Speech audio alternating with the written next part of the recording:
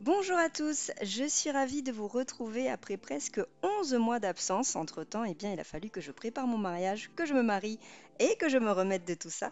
Aujourd'hui, nous allons aborder un sujet beaucoup plus léger que les dossiers techniques et les dossiers professionnels durant votre formation. Nous allons parler des différents rôles dans un groupe. Vous allez certainement vous reconnaître et reconnaître vos futurs apprenants. C'est parti!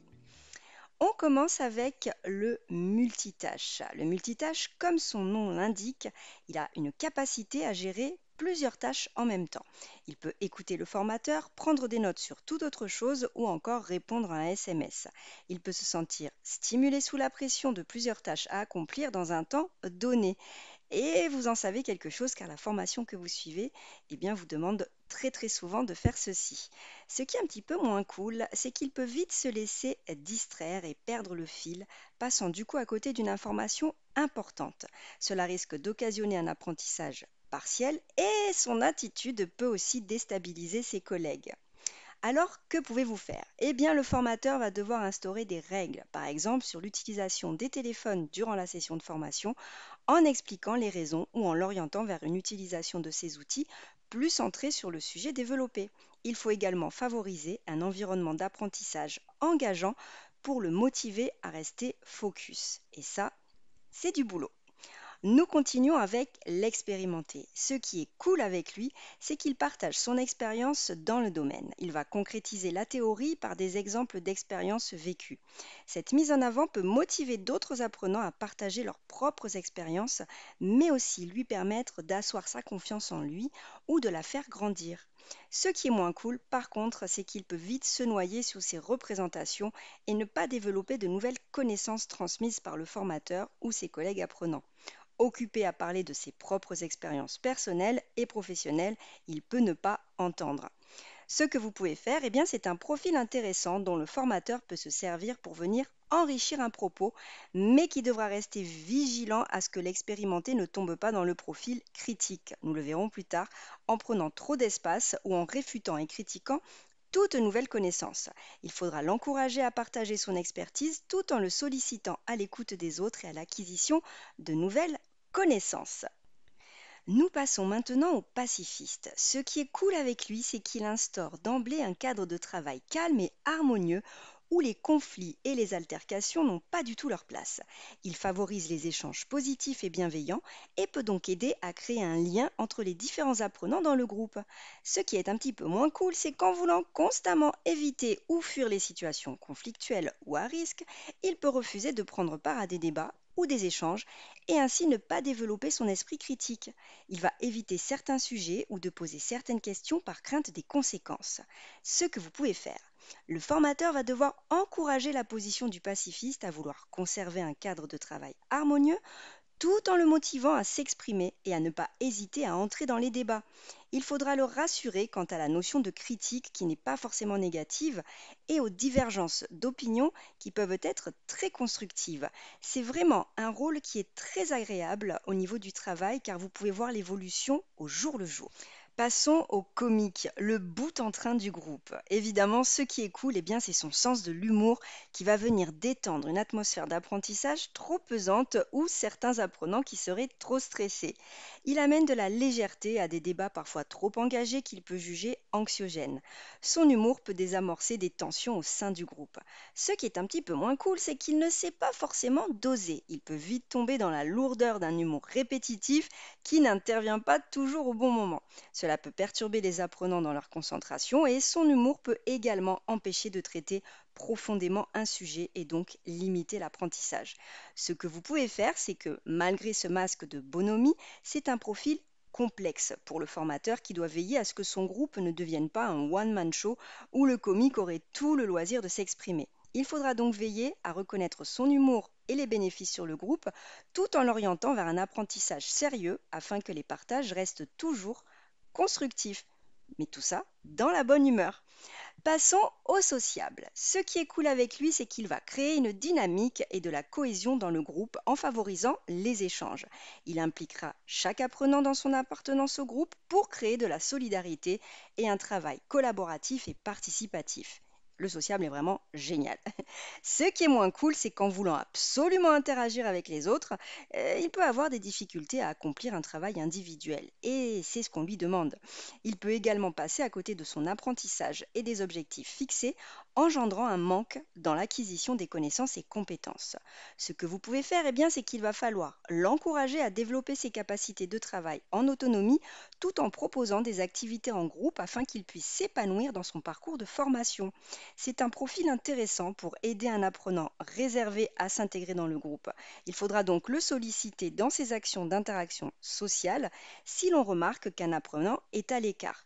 Faites toujours appel au sociable si vous tombez sur quelqu'un de réservé que l'on verra tout à l'heure. Passons à l'électron libre. Ce qui est cool, c'est qu'il sait travailler en totale autonomie et faire des recherches annexes pour venir alimenter son apprentissage. Son indépendance peut être source d'inspiration pour d'autres apprenants. Il est créatif et peut réfléchir et agir de façon moins conventionnelle. Ce qui est un petit peu moins cool, c'est qu'il peut travailler en groupe, mais sur un temps court, et il aura tendance à faire plus que sa tâche pour réduire ce temps commun. Bah oui, parce qu'il a envie d'être tout seul. Cette envie d'avancer seul et à son rythme peut engendrer des lacunes dans son apprentissage et dans l'acquisition de connaissances transmises par les autres. Ce que devra faire le formateur, eh bien, c'est le féliciter dans son travail en autonomie et dans sa recherche de ressources externes, tout en le guidant pour tirer parti des connaissances et expériences des autres membres de son groupe. Il devra également l'encourager à participer à des travaux de groupe ou en binôme, pour commencer, tout en se tenant à la tâche demandée. Commencez vraiment par le mettre avec une seule autre personne avant de le mettre dans la totalité du groupe. Passons au leader. Ce qui est cool avec lui, c'est que c'est un expert en communication et en motivation. Il sait se mettre en avant et a confiance en lui pour mener le groupe dans la bonne direction. Il sait diriger une discussion ou un débat et organiser des activités bien structurées. Ce qui est un petit peu moins cool, c'est qu'il peut se sentir investi d'un rôle ou d'une mission trop lourd à porter au sein du groupe en pensant qu'il en est responsable, alors que vous ne lui aurez rien demandé. Son leadership peut empiéter sur la place d'autres membres qui se retrouvent suiveurs alors qu'ils étaient également leaders. Des conflits peuvent alors naître si on ne lui laisse pas ce statut. Il passe alors en leader négatif. Nous en parlerons sur une vidéo sur la régulation. Ce que vous pouvez faire, eh bien, c'est l'encourager dans son rôle de motivateur du groupe tout en le sollicitant à laisser d'autres membres prendre des initiatives. Il faudra mettre en place des activités en désignant d'autres membres à prendre la place de leader à tour de rôle et veiller à ce que les conflits ne naissent pas. Il faudra également veiller à ce que le leader ne s'épuise pas dans sa fonction. Après le leader, passons au curieux. Ce qui est cool avec le curieux, eh bien, c'est son besoin de recherche et d'approfondissement d'un sujet qui lui permettent de développer de nouvelles connaissances. Grâce à ces questions, il va permettre au formateur d'approfondir une théorie ou un sujet, offrant aux autres membres du groupe, eh bien, eux aussi la possibilité d'acquérir ces nouvelles connaissances. Ce qui est un petit peu moins cool, c'est que ce besoin de recherche et les questions qui en découlent peuvent vite devenir agaçants pour les autres apprenants. Ces recherches peuvent également provoquer ce que l'on appelle de l'infobésité et le disperser, l'éloignant des objectifs d'apprentissage initiaux. Ce qu'il faudra faire, eh bien, c'est l'encourager dans ses démarches d'approfondissement des sujets abordés et l'inciter à partager ses trouvailles avec les autres apprenants. Par contre, afin de ne pas l'éloigner de son parcours d'apprentissage et des objectifs fixés par la formation, il faudra régulièrement le recentrer et l'aider à trouver l'équilibre entre sa curiosité et ses recherches et les travaux que vous demandez réellement. Tout un programme. Passons au critique. Ce qui est cool avec le critique, c'est qu'il a une forte capacité d'analyse et un esprit critique très développé. En posant certaines questions, il peut amener les autres apprenants à se questionner eux aussi et à ouvrir leur esprit sur une autre façon de voir les choses.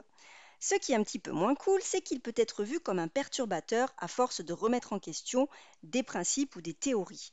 Il peut poser beaucoup de questions et finir par mobiliser les discussions sans entendre l'avis et les arguments des personnes en face et donc manquer d'ouverture d'esprit et de créativité. Ce qu'il faudra faire, eh bien, c'est qu'il faudra valoriser sa capacité d'analyse et son esprit critique tout en l'aidant à garder l'esprit ouvert et à écouter les arguments contraires.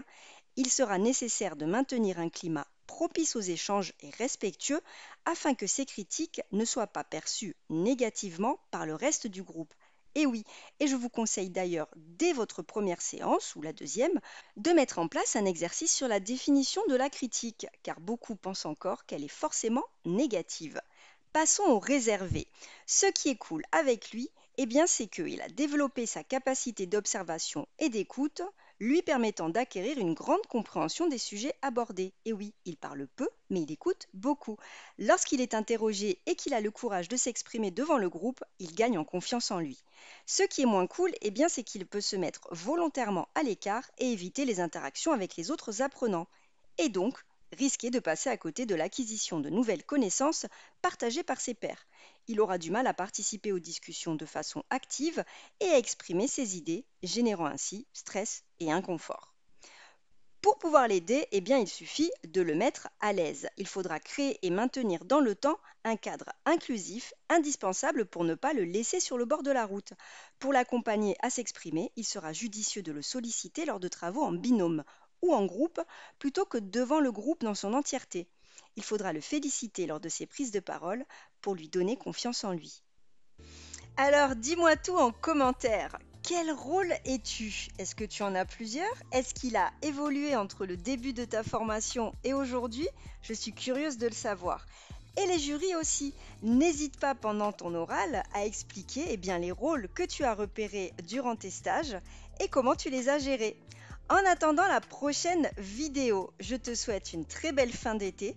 Je te dis à bientôt, courage, tout ira bien et n'oublie pas, je suis toujours disponible par mail. À très bientôt. Ciao ciao.